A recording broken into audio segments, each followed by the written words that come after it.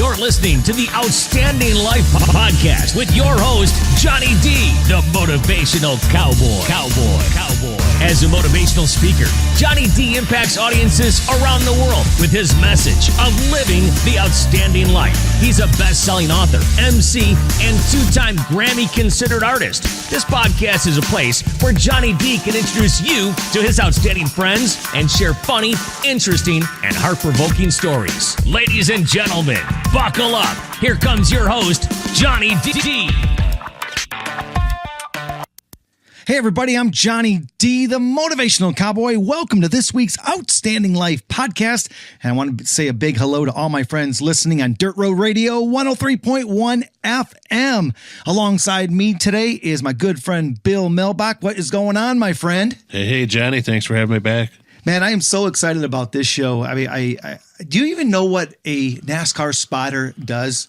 Because if not, you're going to find out today. I'm going to find out today. I'm looking forward to it. Well, this show is called The Art of Communication. And this young man, you talk about communicate. He communicates for a living, not us talking on a microphone. He talks on a different kind of microphone. I can't wait to talk to him about this. He was a race fan that became a professional spotter and is still working at his dream. So I'm looking forward to it. I mean, there's got to be a lot of pressure there, you know. Yeah. You make a lot, communication mistake and then someone's crashing into you, you know. So yeah. And the coolest part about this show, Bill, is I met this young man at the racetrack like many, many years ago. He was even a younger man back then. Him and his mom would, come to the racetrack and ran into him this past year. And I'm like, oh man, we got to do a show on you. Your journey is just amazing. So we're going to call in right now. Anthony Buzzella, you there? Yep, I got you, bud. What is going? Oh, there we go. Gotcha, bud. Little spotter talk there. Excellent. Yep, I'm already loving it. Yeah, Anthony. I'm used to that a lot. Usually the driver asking, "Hey, you got me?" And yep, that's usually my response.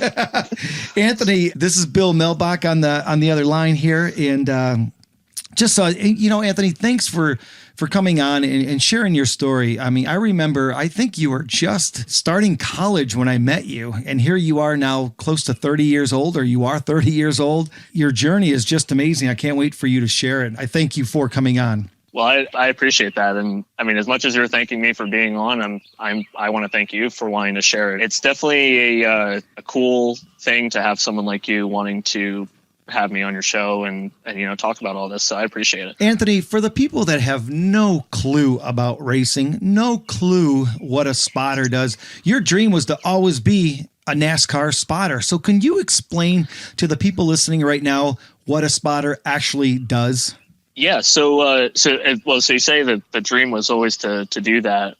That goes back a long way. When I started high school, I got into thinking what I wanted to do for a career and go to college for. And before this dream of spotting came about, I actually wanted to be a counselor. So go to school for psychology and be like a family counselor or a school counselor. And that kind of diminished when I realized how much schooling was going to go into it. And I didn't think that was going to be my forte. So, I started thinking of what else I wanted to do. And I'll never forget it. I was a sophomore in high school. I was sitting at the kitchen table one night. My mom was cooking dinner, and I was watching NASCAR videos as I usually did every night through the week. And I just thought to myself, well, my passion is in NASCAR. Why don't I try to work in that? And quickly started thinking of what I wanted to do. And I knew I wanted to be involved in the race. I wanted to be involved with one car during the race. So thought about every position and thought of being a crew chief. And I quickly realized that was not going to work because all of the math and science and engineering background you need for that is definitely not me. I'm not a numbers kind of guy.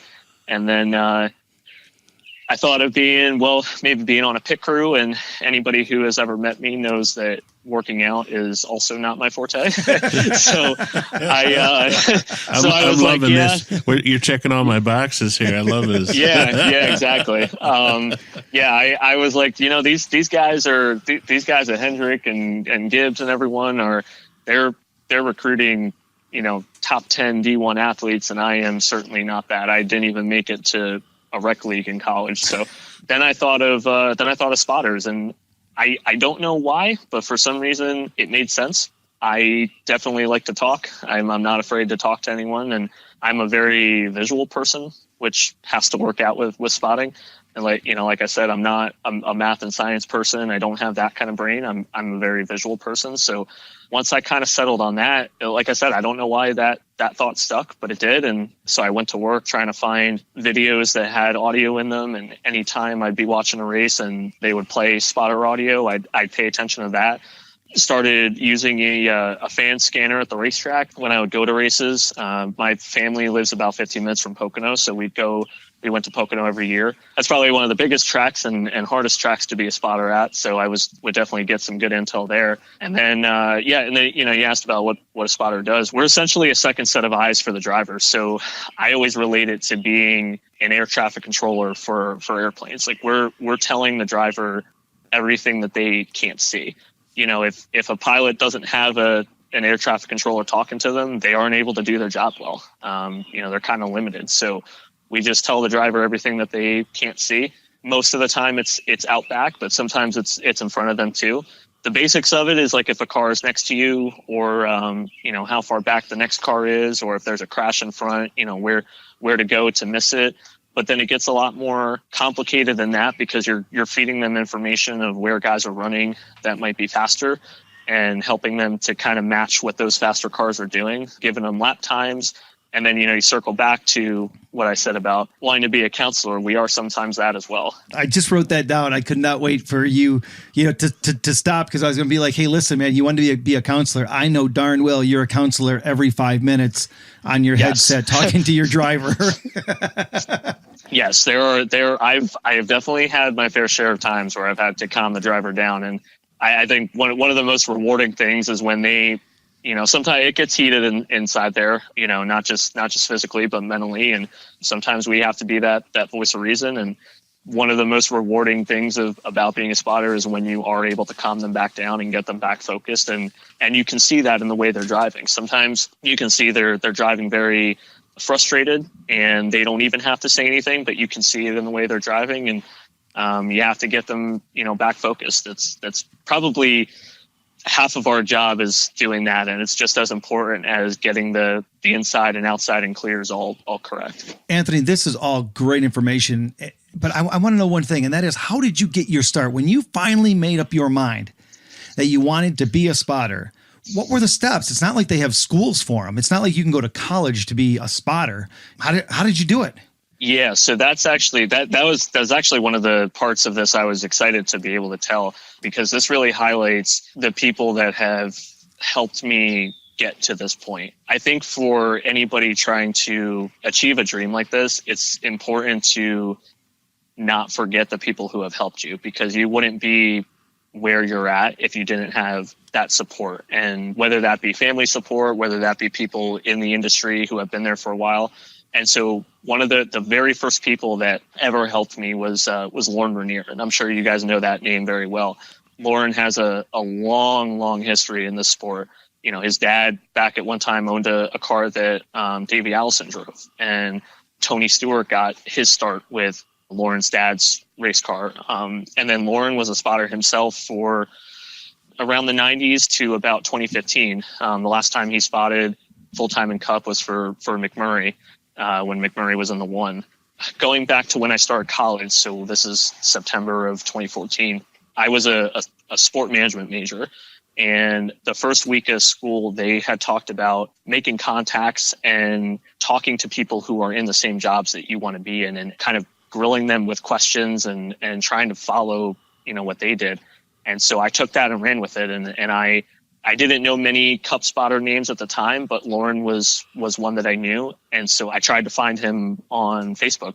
Fortunately, he did, and I sent him a message, and he was gracious enough to reply very, very quickly. And anybody who knows Lauren, he is not a man of very few words, but he makes every word count, which is something he drilled into me as well.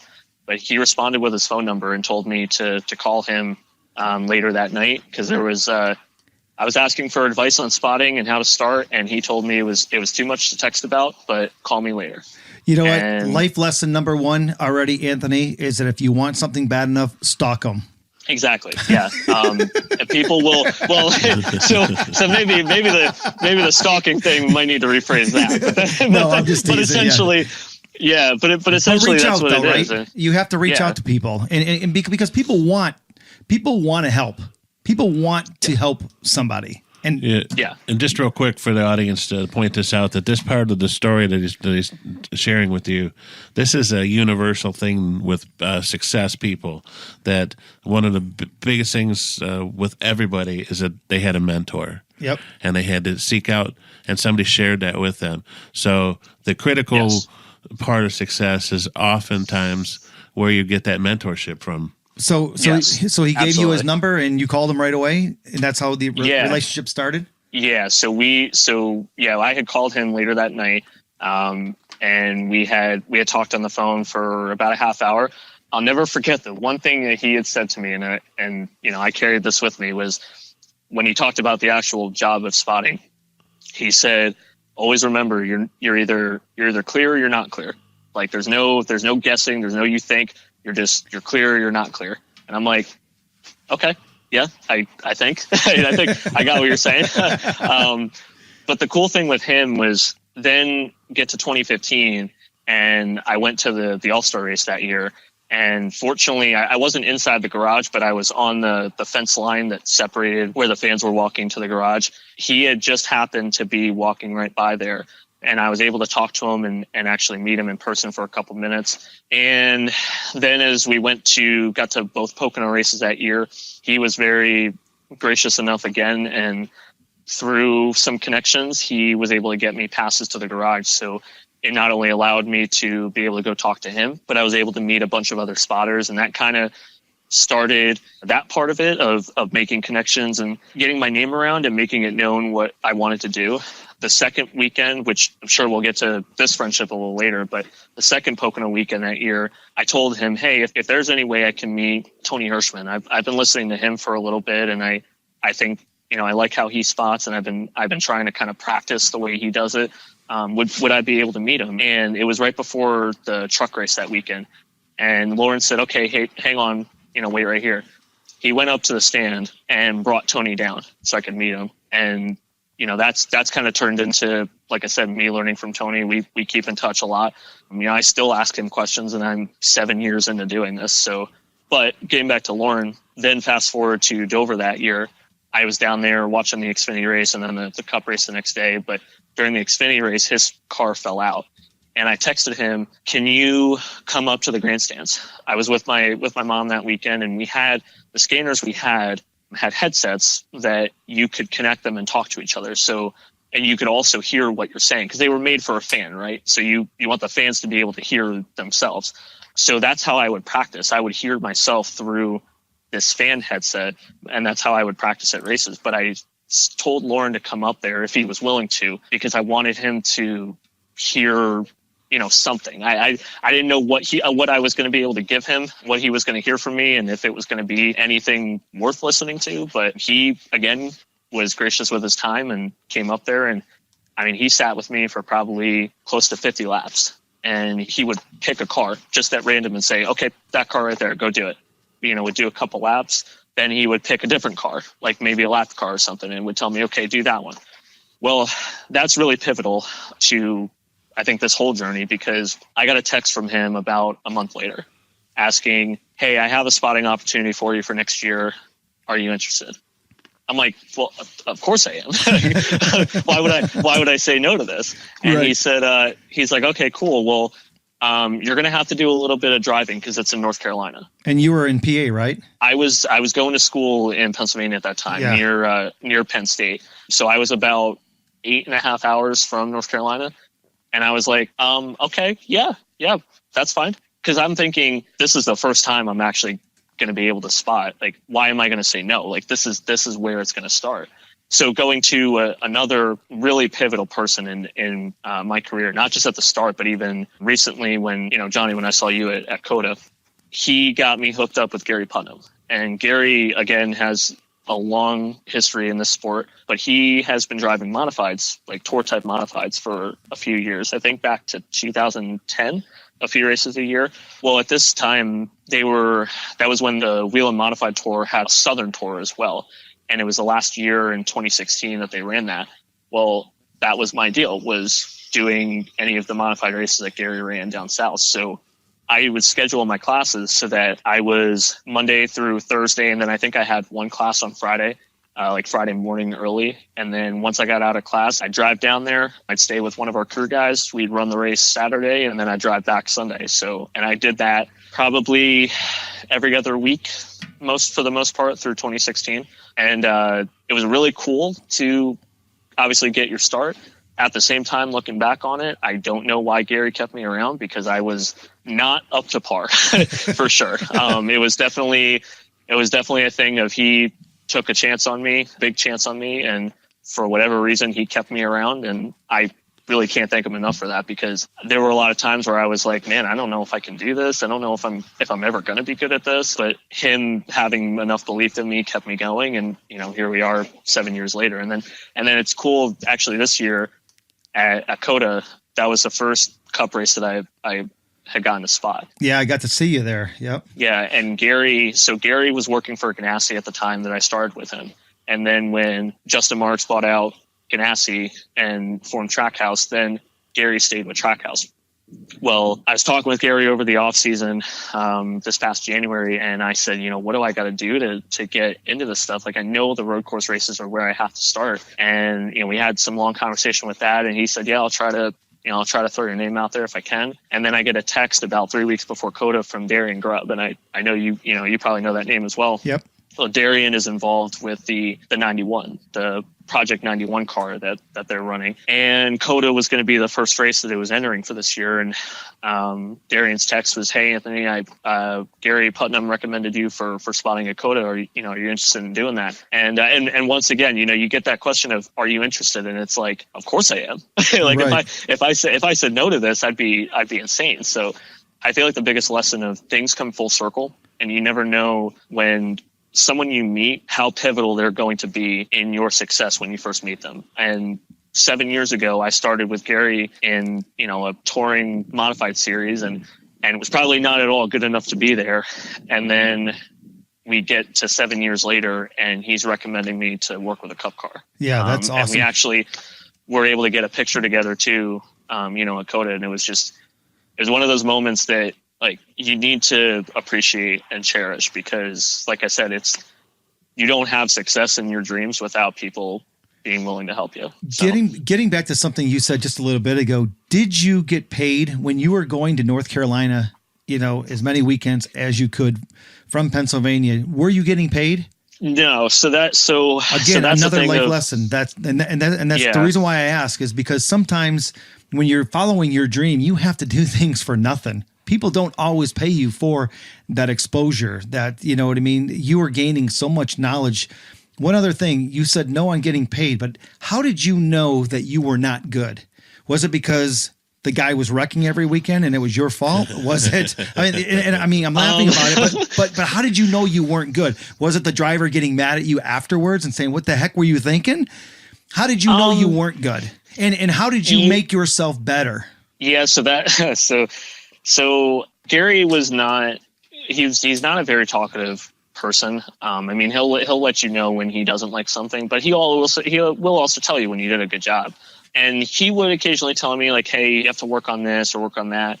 I think at the time inside, I knew I had a lot to learn. I remember the very first race, we took the green flag, went through 1 and 2, and as I'm saying outside, I'm thinking in my head, what the heck did I get myself into? And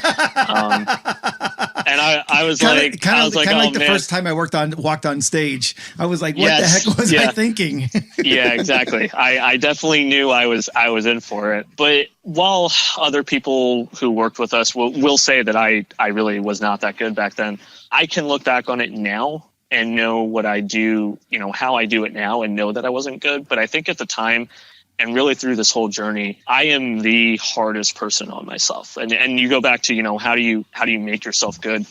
First of all, I will never say that I'm the best out there. Even now, like, I know I still have work to do on some things. But the maturation and the progress that have made to this point, it's all been because I am the hardest critic of myself. Like there's no one else that can be harder on me than me. And what that comes from, and I actually kind of relate this to a quote that Kyle Busch said one time in a sit-down interview, and he had said, "I hate losing more than I enjoy winning." Yeah. And while that's also true for me as well, but specifically to me with spotting and what I expect out of myself, like I hate not being the best more than I enjoy possibly being the best. And I say possibly because, like I said, I'm not going to be the one to say that I'm the best out there.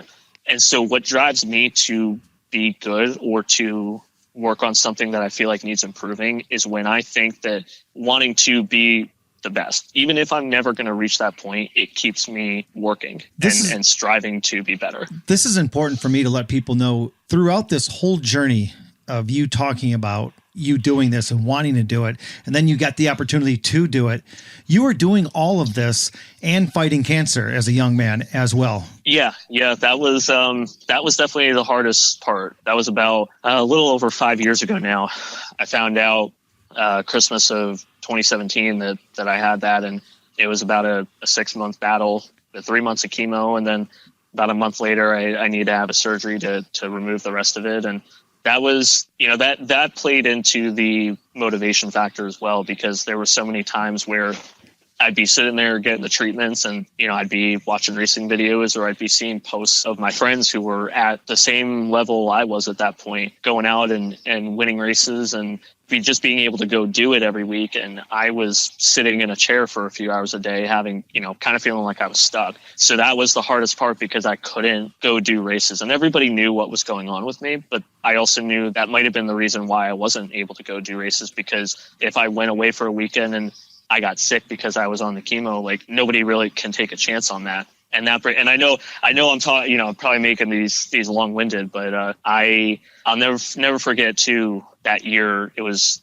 the beginning of April. It was for a modified tour race at Thompson. Jimmy Blewett actually called me up because I had spotted for one of his friends at Wall Stadium in New Jersey the previous year for a couple races, and fortunately impressed enough where he recommended me to Jimmy, because Jimmy needed a spotter for the icebreaker race at Thompson. And I was able to work with Jimmy after that for a couple months until I was able to move to North Carolina, and he was the only person I worked with for that time. And we actually almost won that first race out. We had a car that was good enough to win, but it just meant a lot to me that he believed in me enough to take me with him, even though what I was going through was hard. And I'll say all the time, like it means a lot to have people believing in you. And as a spotter, that's trust is 100% of the game. Like if people don't trust you, you don't have a job. 100%. Hey, do you remember the first time you actually got paid to do your job? Do you remember that, that first time that somebody gave you either cash or a check? I mean, you must have felt like you hit the lottery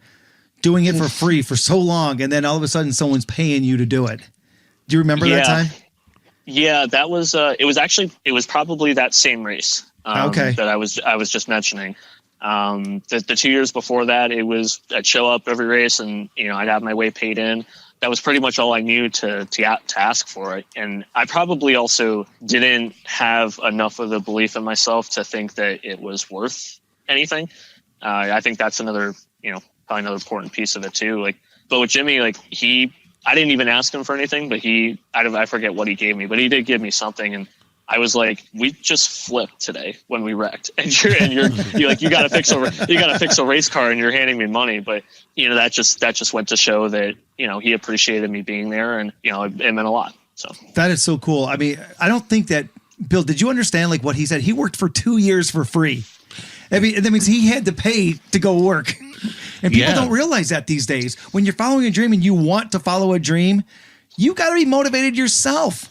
That's a big key. I mean, he put himself in proximity. Proximity is one of the things very overlooked. in everything. He put himself where he wanted to be, where he visualized himself being. That's where he met these people, and then these people gave of their time. So I think one of these things I definitely want people to take away from this story is that what he's sharing too is that you at home, you could really make a difference by giving your time to people. I mean, the time that he's telling you about this, Lauren and Gary and Tony and Jimmy, changed his life. So you guys have the chance to do that too. So, and changed his life. Why he was still going to college and fighting cancer. Yeah, exactly. Hey, Anthony, I have to ask you about something that I read that you wrote. And you once wrote, I get motivated by watching other people win. Now, for those of you that did not hear that, I'm going to repeat that again. You wrote, I get motivated watching other people win. Bill, before he even says anything, most people want it to be all about themselves. Sure. Anthony, I want you to explain what you mean by I get motivated by watching other people win. Well, so I think it comes from having this dream of doing this job at the highest level. But I have this dream of winning modified tour races and winning Xfinity and truck races and winning at every level that I'm at. Just to be able to do it at those levels would mean a lot. So when you get to see, I mean, my closest friends have been a part of a lot of race wins, and you're always really happy for them because they're your friends. But at the same time, you're like, well, I know I'm just as capable as well. And it's not a thing of like, of jealousy by any means. It's just a thing of like, your friends can have the ability to push you to be better, whether they realize it or not. Now, when you say friends, do you mean driver, like the driver you're working for, or do you mean like other spotters, or do you just mean people around you?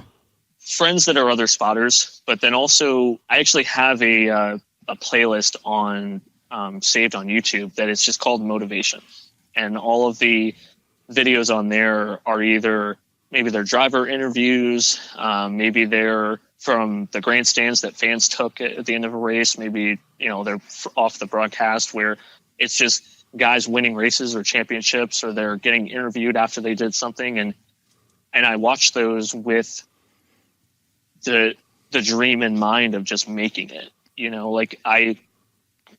and for me, and when I say that I want to do it at a high level, I don't want to do it because of the prestige or the money that may come with it. Like, I just want to do it just because I love racing. Well, yeah, you put yourself out there already.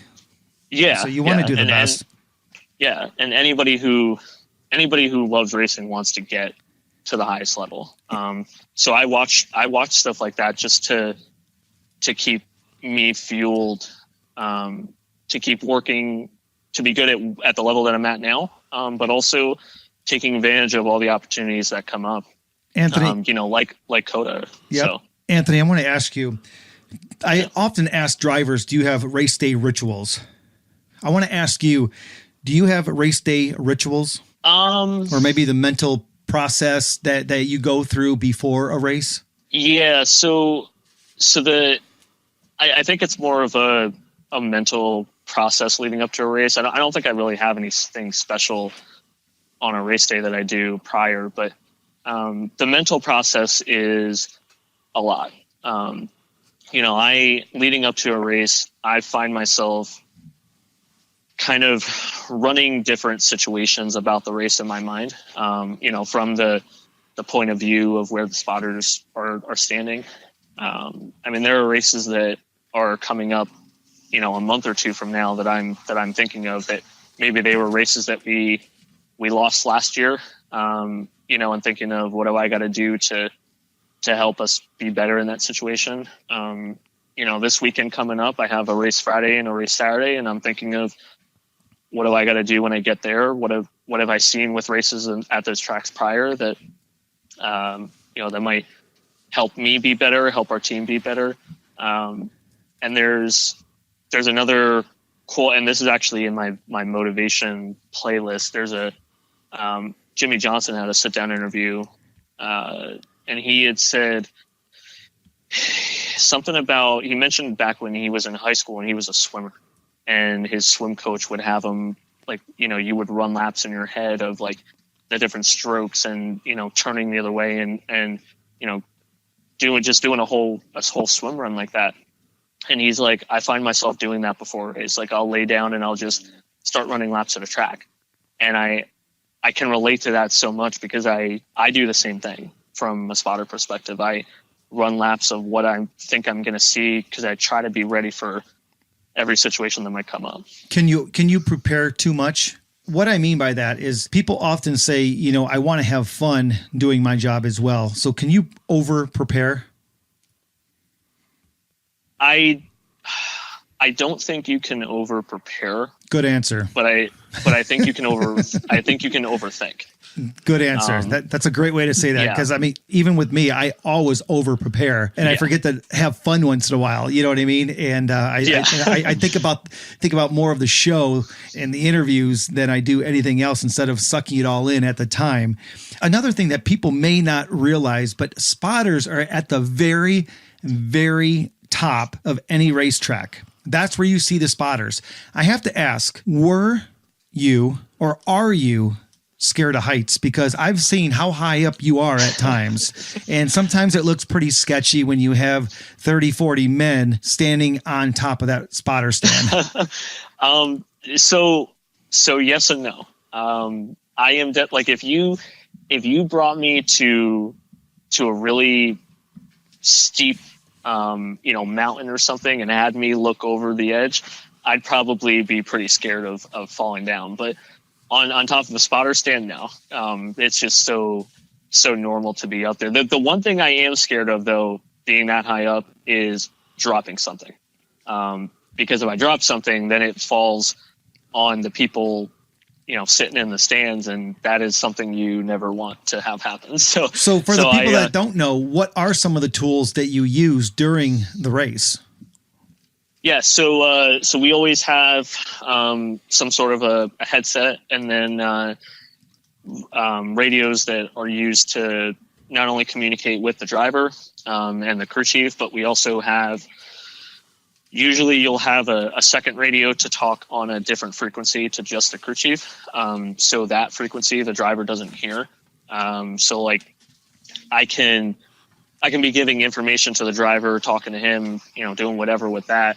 And then if we're not around any other cars, I might be talking to the crew chief, telling him what I see with the car, because that might help him figure out what adjustments he needs to make on the next pit stop. And I can't tell him, like I said, I'm not an engineer or, a mechanic, so I'm not smart enough to tell him how to fix it, but I at least have the visual of what the car is doing at what point of the corner, so I can maybe tell him that. We also have another radio to listen to NASCAR or whatever officiating team it is for that race. So usually I have 4 radios because I'm have one to talk to the driver, one to talk separately to the crew chief, one to listen to NASCAR, and then I actually have a 4th radio that I listen to myself so I can hear what I'm saying and how I'm saying it. I've watched drivers get really, really heated up during a race. Does it ever get heated up on top of that stand with you spotters because of your drivers? Yeah, this is where I gotta think about how I'm gonna phrase that. There definitely have been times where I've had some conversations with some different spotters, and normally it's me going to them, wondering what happened. But for the most part, we know that we're not the ones holding the wheel. We're a second. We're just the second set of eyes, and we're doing the best we can to keep our drivers safe and other drivers safe as well. But there are times where maybe your driver makes a decision or a move that you don't expect, and it might cost another car, and there might be a conversation. But most of the time, like I said, we know that we're not driving the cars, and there's nothing that, it's not going to do anything to get mad at the other guy. That's at least the approach that I've tried to take most times is, a much calmer approach, because I know that's a fact. But Yeah. Even with how calm I usually am, there are times, where I've gone down to have a conversation, but I try to have that conversation in a way of understanding that I know the other guys I'm driving the car, but I still want to know what happened, maybe what he was saying, and if there's something that can be improved next time. A question that comes up all the time with NASCAR drivers, and that is, how do they hold it for so long during a race? And if they have to go to the bathroom, what do they do? Anthony, I'm going to ask you that same question. When you are at the top of a racetrack, and I've yet to see a porta potty on top of the racetrack, what do you do when you have to go relieve yourself? Has that happened yet in your career? It has, but fortunately, it always seems to happen when a red flag comes up. Maybe it's in practice and we're taking a while to work on the car, so I'm able to go do that. Usually during the race, if there's not a red flag, I don't go, no matter how bad I have to go, because there are things even under a caution period that can happen that, you need to be aware of. So I have had very rare times where that's happened, but the most recent time was in practice. I knew we were getting set for a mock qualifying run. So usually the changes on the car take a little bit of time. And I told my driver, "Hey, I'm going to the bathroom real quick. Wait a second. You said that while he was practicing? Yeah. Well, no. So it was for hang on a second. Do your own thing for a little bit. It was for a modified tour race, and we were about 40 minutes into practice, and we usually get an hour of practice, so that's about the time that we do a practice qualifying run. We had just gone in back to our garage stall, and so I knew we were going to have a few minutes of having to make changes. So I'm like, here's my opportunity, because I don't think I can make it 20 more minutes. And so I did tell him, like, "Hey, Kyle, let me know when you're ready to go on the track, and make sure that I'm up there." And I, even with knowing I had some time, I was probably in and out of there in about 30 seconds, because I was too nervous about taking too long. And when I got up there, I let him know, "Hey, I'm back." And it probably was still another 10 minutes until we went back out on the track. That is so funny. What's the best piece of advice you've ever received, and how has it influenced you in your life? Oh man, that's a tough question, just because I feel like there's been so many different things that I've been told that I don't want to say that any one of them is more. There's one that sticks out right now to you. And you're right, because every day I could ask you that question and your answer would probably be different. But as we sit here today and do this podcast, what's the best piece of advice you've ever received, and how has it influenced you in your life? So I would say probably it's actually pretty simple. I would say it's with every opportunity you get, you show up, treat people well, do your job, and you go home. And basically what that's saying is, when you go, especially as a spotter, when you go to the racetrack, you're there to do a job. And if anybody who's close to me knows that I don't socialize a whole lot at the racetrack. I've gotten better about it. I kind of keep to the friends that I have, and talk to those folks. But for the most part, when I go up to the stand, there's very little talking that comes from me, because I'm so focused on what I'm doing. And the other big thing about that is you definitely don't want to be the one that is, stirring up anything or causing any sort of, drama for yourself. You just want to go there, focus on your job, impress where you need to, and just, go home once it's done. Actually came. Go ahead. Yeah, good. No, I was just going to say that actually came from a fellow friend that's a spotter as well. That me and him kind of have the same demeanor at the racetrack, and not that I didn't act this way, prior to him saying it, but that quote actually comes from him. And we're kind of at a similar point now where we're doing a lot of the short track spotting and kind of touring, short track spotting, and then we're both getting to do, the road course races and those opportunities as well. So, I would say that would probably be the most important. But like I said, there's been so many different things I've gotten told that I'm probably not even remembering right now, but, a lot of different pieces of advice, a lot of different people that have given it to me. What's the most memorable mistake you've ever made in your career this far?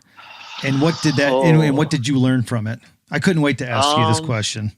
Because we've all been there, right? I mean, mistakes are going to happen. That's how you learn. You wouldn't be where you are today without making mistakes.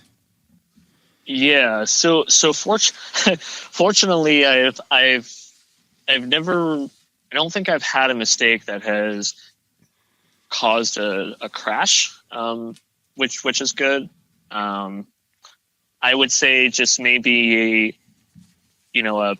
a bad timing on, like little moves on the racetrack, whether it's covering a spot, whether it's like clearing a guy soon enough. Like when I started out, I was probably more tentative about clearing a driver just because I didn't want there to be any contact. So you would probably hear me waiting too long to clear a guy. Little things like that, but I don't think there's been anything where I've maybe cleared my driver and he wasn't clear. I just not giving enough information. Like I said, not clearing quick enough. But I don't think there's, I don't know. I don't think there's been anything too major, fortunately. What's been the strangest or funniest experience you've had so far in your spotting career? Strangest or funniest? There's got to be something funny that has happened or a funny story. I mean, all you guys up there, you and your driver, maybe I don't know. I'm just. I knew there was something. Yeah, there are a couple times. I think more of the funny stories from being at a race or being on the road in general, I probably can't talk about. But as far as at the racetrack or during a race, there was one time where, and this actually might be able to answer your previous question of having there be mistakes. The first time that I went to Loudon, New Hampshire, and I was there with the modified tour. And the modifieds, for anybody who's watched that, like they, that those things go really, really fast around that track. It's basically like a Daytona for them. And we were in practice one time, and it was, like I said, it was the first time that I was there with a competitive car. And we were running by ourselves in practice, and I was just learning how to use my binoculars and, get the visuals of the cars on the track, because they are a lot smaller than looking at a Cup car or Xfinity car there. And I was spotting the wrong car.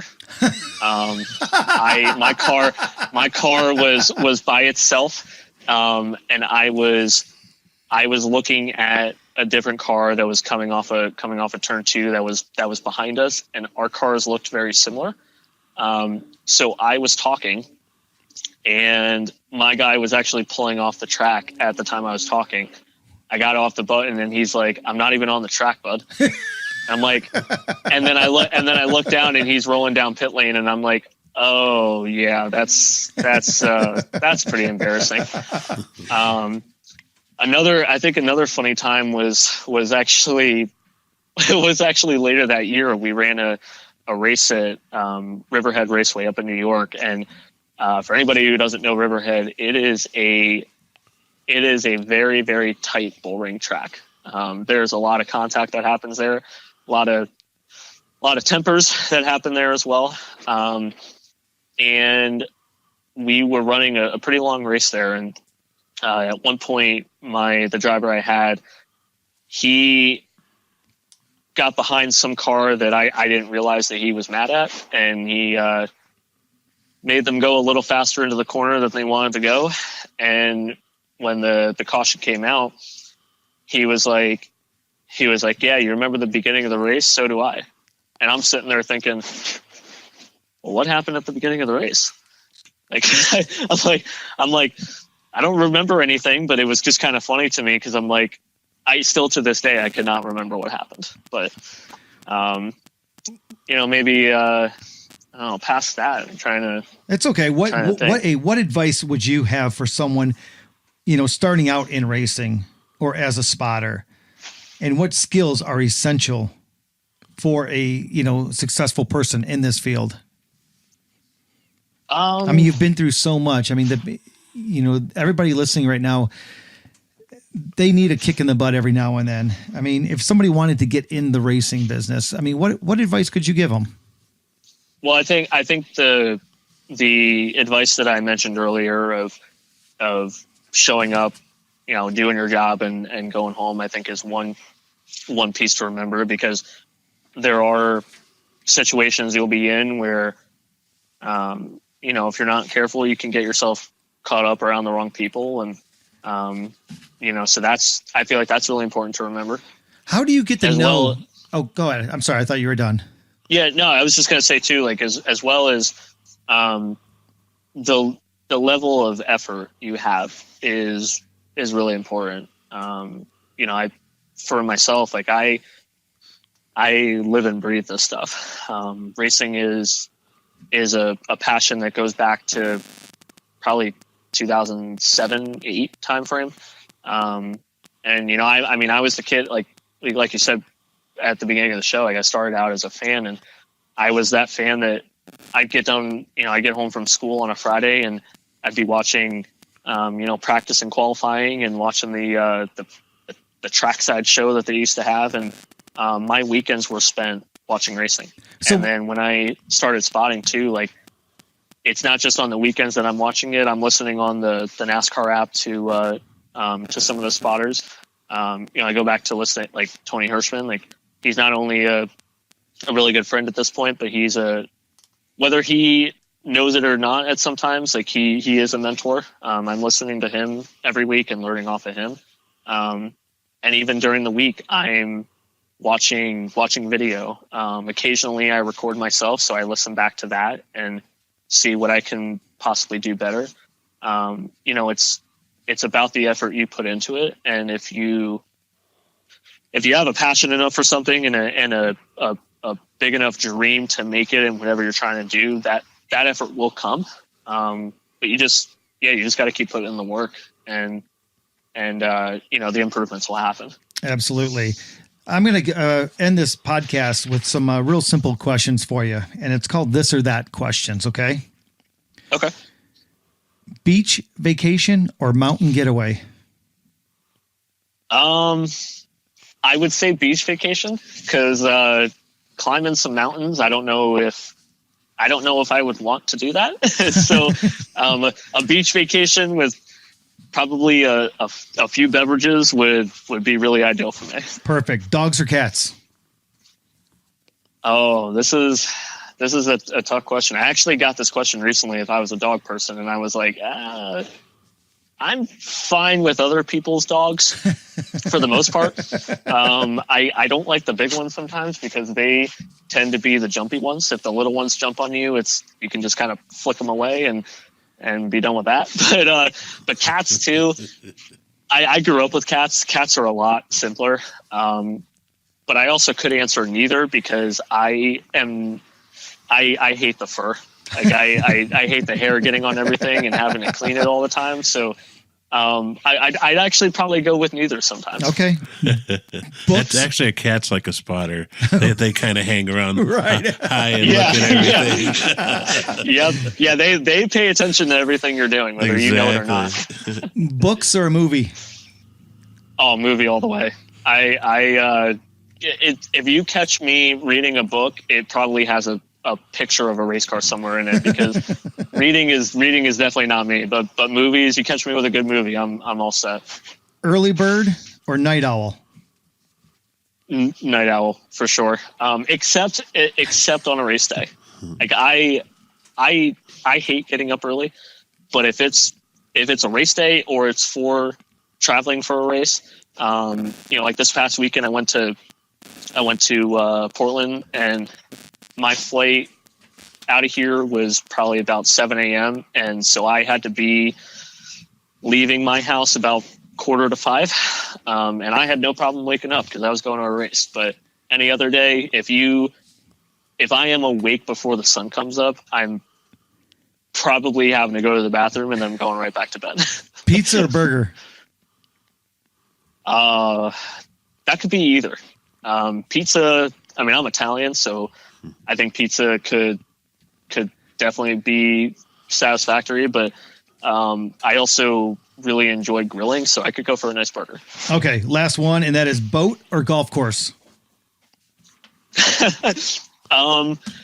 So boat if it's someone else's boat, because I've heard that's what you want to do. You always want to be the one who has the friend with the boat and not be the one who actually owns the boat. Absolutely. So I could go with being on a boat if it's someone else's. If it's a golf course, you probably don't want me golfing, because chances are I will need a few drinks to enjoy the experience, and about halfway through my shots will be going into the woods. So that's what I say all the time. I'll go golfing with you as long as I just drive the golf cart. Yeah, exactly. So I might have to go with the boat on that scenario, because golfing is, again, not my forte. Anthony, I can't thank you enough for hanging out with us on the Outstanding Life podcast. And Bill, thanks for co-hosting the show with me, man. It's always a good time when we get to hang out.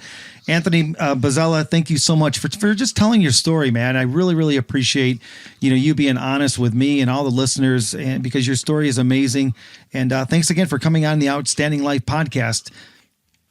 Yeah, absolutely. Well, I like I said, I appreciate you wanting me to come on, and I know I talk a lot and probably give longer answers than you may have expected, but I really appreciate it. It was a lot of fun. Awesome, man. Well, thanks again, man, and we'll see you at a racetrack sometime soon.